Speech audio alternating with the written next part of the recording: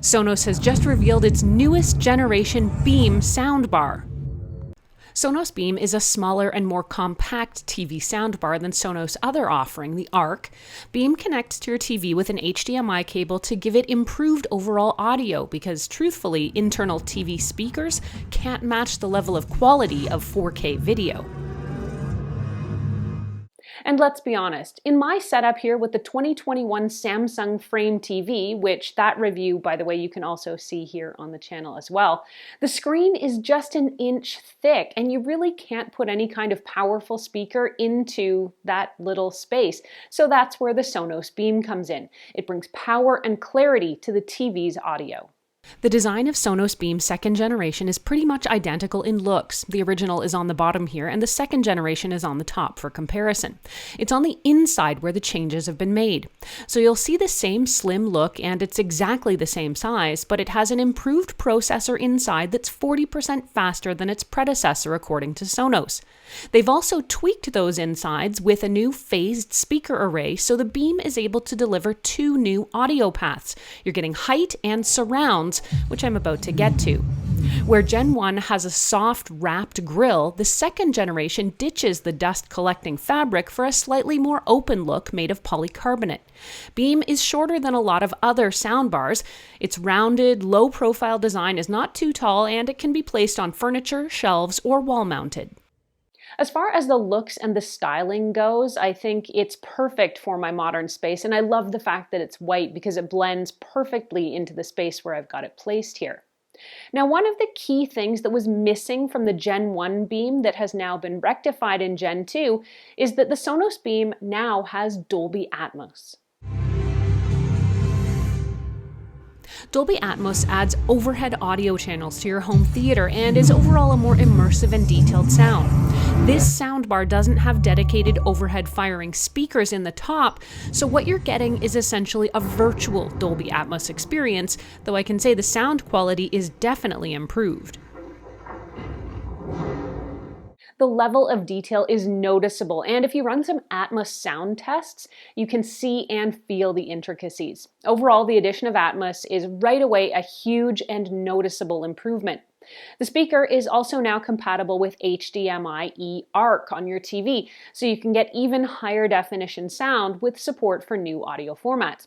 When I switched the Samsung Frame TV to use eARC, I also noticed that helped bring a lot more depth and detail to the sound, and I was getting a much wider soundscape than the Beam looks like it should get credit for. But I'm getting ahead of myself. No deep brown eyes.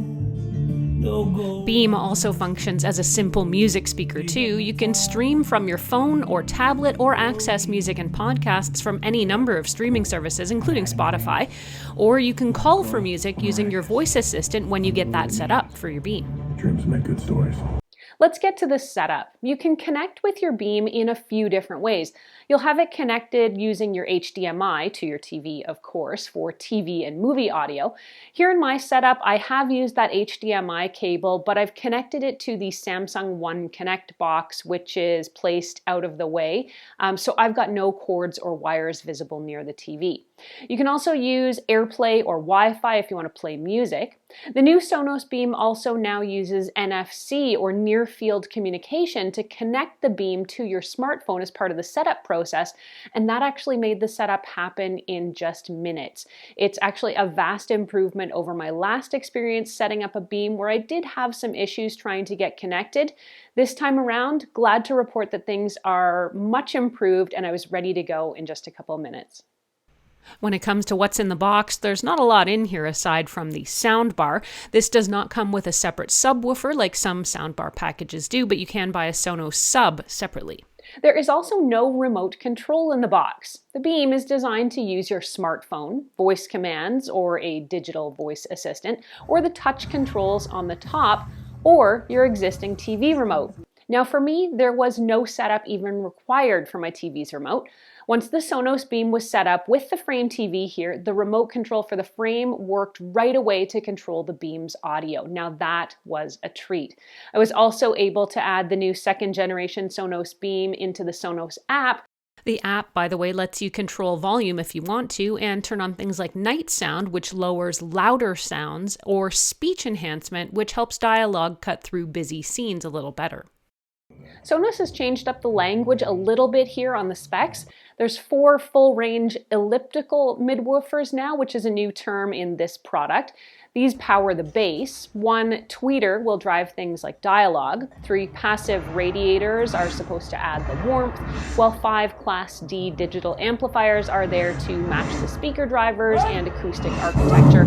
There's far-field microphones inside a far-field microphone array, I should say, which handles things like echo cancellation and listens for you if you call for Google or Alexa Assistant. But the main feature you're interested in is the sound quality. Let's look at this in 2 parts, the TV sound quality and music and other audio quality. Our planet Arrakis is so beautiful when the sun is low. In my days spent with the 2nd generation Sonos Beam, I felt that it gave me great TV sound overall and was a definite improvement over the 1st generation, which is saying a lot because that sounded stellar too. I really feel like the sound seemed like it was coming from a much larger soundbar. Dialogue was crisp and clear, and special effects were detailed, and it is a phenomenal boost to the basic TV sound.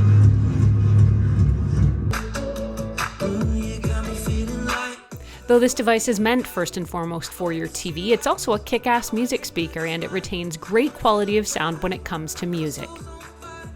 However you plan to use it most, you can also enable Sonos TruePlay tuning.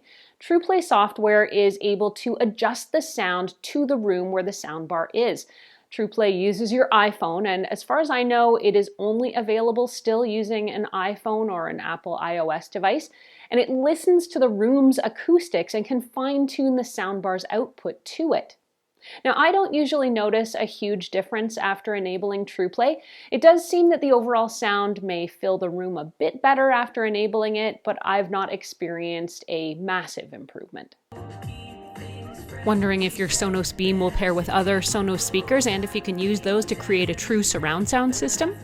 In a word, yes, you can pair your Beam wirelessly with a Sonos subwoofer for added bass, and you can add a pair of Sonos speakers for full surround sound.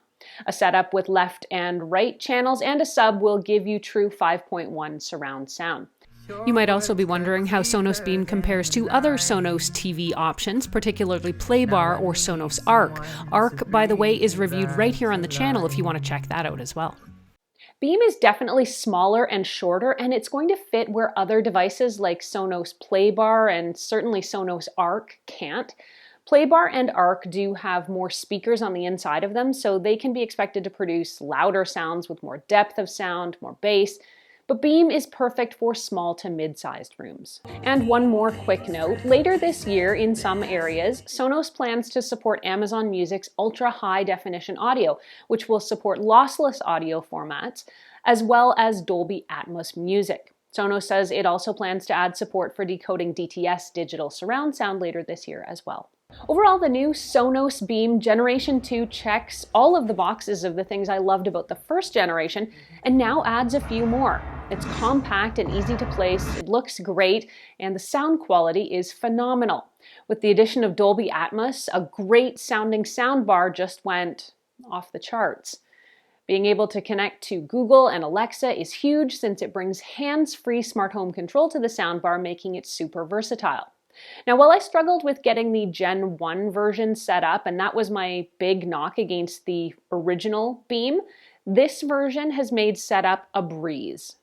Overall, Sonos has kept all the best features of Beam and added what was on everyone's wish list. I can definitely recommend Sonos Beam if you need a compact TV audio solution for your home. Sonos Beam Generation 2 sells for about $559 Canadian dollars. If you want to read this review or reference any of what I've talked about, head over to techgadgetscanada.com where I've got a full write-up posted. There you can ask me any questions you have about this soundbar. You can also post your thoughts here in comments. Did you like this video or find it helpful? If you did, please mash that like button and hit me with a sub. That means subscribe. I'd love to have you here on the channel, and it does help me keep making more videos that I hope everyone out there gets to watch, enjoy, and learn from. Thanks so much for watching. I'm Erin. Until the next time, you can find me on either Twitter or Instagram. I'm at ErinLYYC. You can also always catch me through Facebook at facebook.com/techgadgetscanada. You can also enable Sonos TruePlay tuning. You can also enable TruePlay tuning.